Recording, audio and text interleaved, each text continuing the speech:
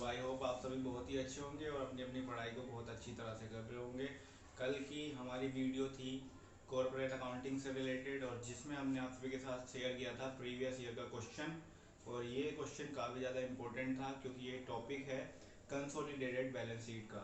साथियों, consolidated balance sheet का जो क्वेश्चन होता है वो मैक्सिमम टाइम क्वेश्चन पेपर में आपको मिलेगा ही मिलेगा। अब आपको मैं ये बता रहा हूँ कि ये जो क्वेश्चन था मैंने 2 पार्ट में डिवाइड किया है, क्योंकि ये ज़्यादा लेंथ हो जाती है, इसकी ज़्यादा लंबा हो जाता है तो उससे परेशानी हो जाती है समझने में।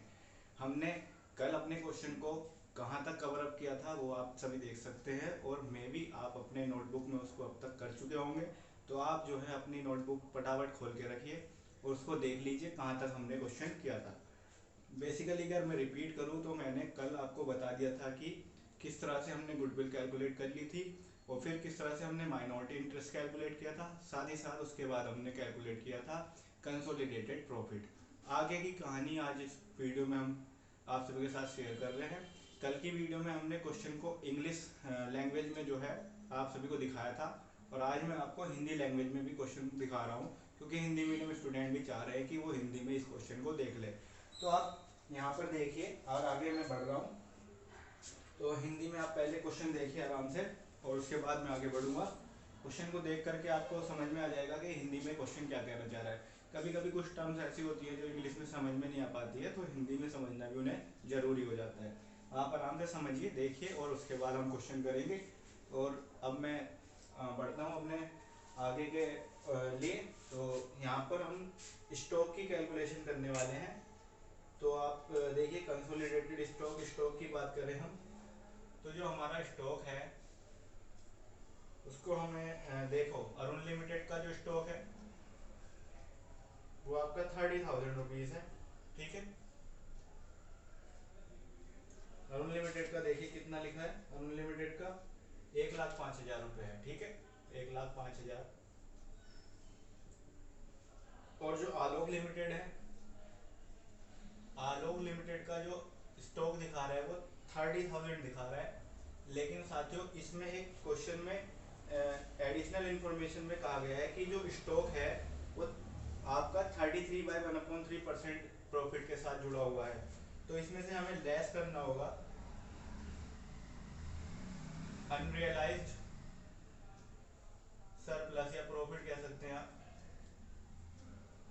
तो वो कल भी किया था मैंने, इतना 1,500 रुपये जो घटाए हैं हमने, 1,500 रुपये कम करके हम हमारा स्टॉक 28,500 का बैठेगा। क्योंकि एक्चुअल में जो 6,000 का स्टॉक है वो 6,000 का नहीं है, उसमें 33/1/3% प्रॉफिट जुड़ा हुआ है। कल मैंने कैलकुलेट करके आपको बता दिया था। अभी इन दोनों को हम ऐड कर लेंगे, 1,33,500। ये आ गया आपका कंसोलिडेटेड स्टॉक। एक और इन्फॉर्मेशन है जो बहुत ही काबिल तारीफ है, और ये समझना भी बहुत जरूरी है, क्योंकि ये डेबिट और डेटर्स और क्रेडिटर्स का चक्कर आपको समझ में आ जाना चाहिए। यहीं से क्वेश्चन थोड़ा सा घबराहट पैदा कर देता है। और ये भी मैं बता दूं आपको कि यही इस क्वेश्चन का डरावना सा स्टेप है, और कहिए कि यहीं से आपको नंबर मिलने हैं। तो इसको आप समझिए। डेटर और क्रेडिटर के बारे में क्या दिया है कि अरुण लिमिटेड के देनदारों में 25,000 रुपए के आलोक लिमिटेड से प्राप्य सम्मिलित हैं, जबकि आलोक लिमिटेड के लेनदारों में 20,000 रुपए अरुण लिमिटेड को दे शामिल है। ये बात थोड़ी हौच पौच कर देगी, वो इस तरह से मैं आपको समझाऊंगा। जैसे अरुण लिमिटेड है, तो अरुण लिमिटेड के जो डेटर हैं वो कितने हैं, 80,000। ठीक है, 80,000 है, जिसमें से इन्होंने कहा, क्या कहा है कि इसमें आलोक लिमिटेड के लेनदारों में 20,000 रुपए के अरुण लिमिटेड को दे, यानी कि उन पर ड्यू है। लेस कर देंगे, अरुण लिमिटेड पर ड्यू है इंटर कॉन्ट्रा, यानी कि 60,000 रुपये आप दिखाएंगे। ठीक है, क्रेडिटर्स में हटा करके दिखाएंगे आप। ठीक, और जो इनके क्रेडिटर हैं अरुण लिमिटेड के वो 65,000 के हैं। ठीक है, इतनी बात आपको समझ में आई। आलोक लिमिटेड के पास चलते हैं। तो आलोक लिमिटेड के यहाँ पर कितने डेटर्स हैं, 50,000, और जो क्रेडिटर हैं 45,000 हैं। ये 45,000 में आपको 20,000 यहाँ पे जोड़ने हैं, क्योंकि ये आपके ये क्रेडिटर को बढ़ा देगा। सॉरी, हम कम करेंगे, ये यहाँ से लेस कर देंगे। यहाँ पे तो डेटर में कम हुए, अरुण लिमिटेड के तो डेटर में कम कर दिए और आलोक लिमिटेड के क्रेडिटर्स में से 20,000 कम कर दिए। क्यों कम कर दिए ये मैं आपको फिर से बता रहा हूँ।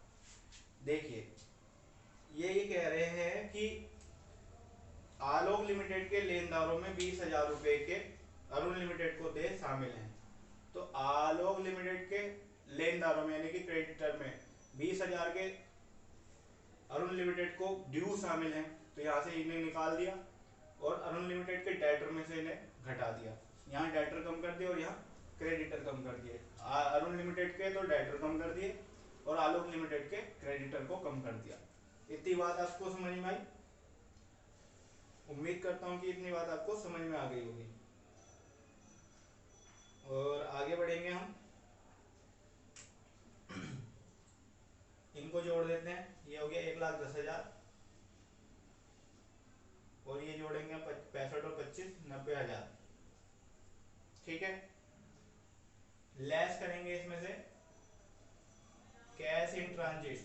ये जो 5,000 का एक एडिशनल इंफॉर्मेशन दी गई थी कि 5,000 रुपये का ड्राफ्ट आलोक लिमिटेड ने 28 मार्च 2014 को भेजा था, वो अभी तक अरुण लिमिटेड को प्राप्त नहीं हुआ है। तो अरुण लिमिटेड के पास से पैसा कम कर देंगे, कितना रुपया? 5,000 रुपया डेटर में से, अभी मिले नहीं है। ठीक है, तो इतना आपको समझ में आया। अब मैं आपको कंसोलिडेटेड बैलेंस शीट बना के दिखा रहा हूँ, फटाफट आप देख लीजिए। Consolidated balance sheet as on 31 March 2014। ठीक है,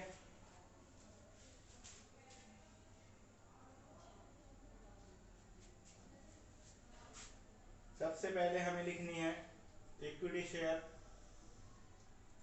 equity and liabilities.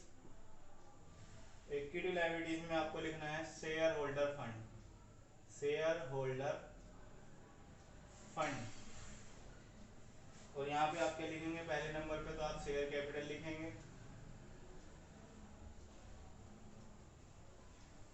Shares of 100 each, 100 रुपये का एक शेयर है। और यहाँ पे आपको किसके शेयर लिखने हैं? आपको अरुण लिमिटेड यानी कि जो होल्डिंग कंपनी होती है उसकी शेयर कैपिटल लिख देनी होती है। इतनी बात आपने समझ में आ गई। दूसरी चीज आप लिखेंगे reserve and surplus, reserve and surplus. तो रिजर्व एंड सरप्लस में एक तो है जनरल रिजर्व और एक है आपका profit and loss surplus of P&L, जो हमने कल निकाला था। जनरल रिजर्व आपका कितना आया था? जनरल रिजर्व तो आया था आपका 50,000 और P&L आपका आया था 52,900 रुपये।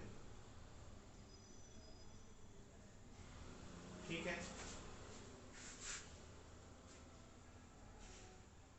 इसके बाद दूसरे नंबर पे आप लिखेंगे यहाँ पर माइनॉरिटी इंटरेस्ट, माइनॉरिटी इंटरेस्ट। और ये भी आपको समझ में आ जाएगा कि कौन सी चीज कहाँ पे लिखनी होती है।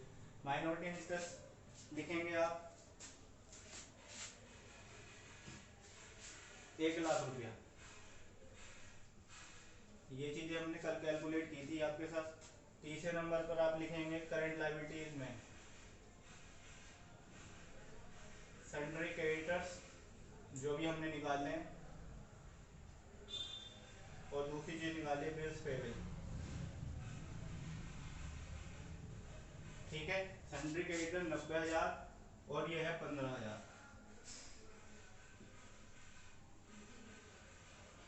इनका टोटल लगा दीजिए, बाद में देख लेंगे। और यहाँ पर अब एसेट्स लिखते हैं। एसेट्स आपकी पहले नंबर पे है non current assets, fixed assets. इस पे तो कोई फर्क नहीं पड़ना है, जोड़ देनी है दोनों की। टेंजिबल, और इसे बनाना भी ज़्यादा प्रॉब्लम में नहीं है, इसे कोई ज़्यादा कारीगरी नहीं है। जैसे वो बैलेंस शीट मिलेगी आपको बनी हुई, उसी की तरह से लिख देने हैं, लेकिन आपको ये पता होना चाहिए कैसे लिखे जाते हैं। तो आपको जो फिक्स्ड एसेट लिखनी है मशीनरी की, वो दोनों कंपनियों की जोड़ के लिखनी है। 3 लाख अरुण लिमिटेड की और 2 लाख उसकी है, तो दोनों की जोड़ के आपने 5 लाख दिखा दी। गुडविल आपकी कैलकुलेट हुई थी, जो कि नॉन करेंट में आती है। गुडविल आपकी निकल के आई थी 4,400। ठीक है। इसके बाद इन्वेस्टमेंट, इन्वेस्टमेंट आपको लिखना है। इन्वेस्टमेंट आपका कितना है? 20,000। ये कौन सा वाला लिखा गया है? ये देखिए नीचे जो बैलेंस शीट में दे रखा होगा आपको क्वेश्चन में, इन्वेस्टमेंट वो भी किसके लिखे जाएंगे? आपके जो सब्सिडरी कंपनी है उसके लिखे जाएंगे। दूसरे नंबर पर आते हैं करंट एसेट्स में। करंट एसेट्स में आ गए तो यहाँ पे स्टॉक लिखेंगे। सबसे पहले स्टॉक आपने कैलकुलेट किया है 1,33,500। ठीक है। फिर आपने ट्रेड रिसीवेबल डेटर्स निकाले, डेटर्स, कैश एट बैंक और कैश इन ट्रांजिट।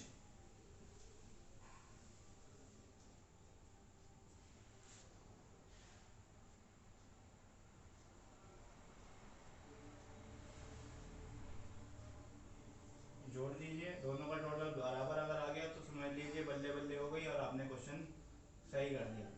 साथियों, मेरा इस क्वेश्चन को सोल्व करने का मकसद एक और था। एक बात मैं आपको कहना चाहूँगा, हो सकता है कंसोलिडेटेड बैलेंस शीट का न्यूमेरिकल ना आए, लेकिन अब इस क्वेश्चन को करने के बाद आपकी थ्योरी 100% पक्की हो जाएगी और आपको फुल मार्क्स मिलेंगे जब आप ये इस तरह की सारी जानकारियाँ उसमें देंगे। अब आपको पता चल गया कि माइनॉरिटी इंटरेस्ट कैसे निकालता है, आपको पता चल गया कंसोलिडेटेड प्रॉफिट कैसे निकलता है। तो ये चीज़ें आप अपने क्वेश्चन में लिख के भी आ गए तो आप समझिए बहुत अच्छे मार्क्स ले आएंगे। तो साथियों, आज की इस वीडियो में आप इतना ही। हम मिलेंगे अगली वीडियो में अगले टॉपिक के साथ। तब तक बने रहेगा कॉमर्स की दुनिया के साथ। Thank you so much.